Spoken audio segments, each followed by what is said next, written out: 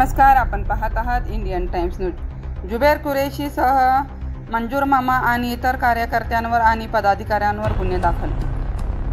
सोलापुरात काँग्रेसचे नवनिर्वाचित खासदार प्रणिती शिंदे यांच्या समर्थनार्थ 4 जून रोजी मोटरसायकलवर रॅली काढण्यात आली होती। ही रॅली विजापूर वेस्ट, बारा इमाम चौक, किडवाई चौक ते काँग्रेस भवन दरम्यान काढण्यात आली होती। खासदार प्रणिती शिंदेच्या समर्थनार्थ रॅली काढण्यासाठी सोलापूर पोलिसांकडून कोणत्याही प्रकारची परवानगी नव्हती। जेल रोड पोलिसांनी 6 जून रोजी सर्व तपास करत गुन्हा दाखल केला आहे। जेल रोड पोलीस ठाण्यातील पोलीस शिपाई अरशद मुजावर यांनी फिर्याद दिली आहे।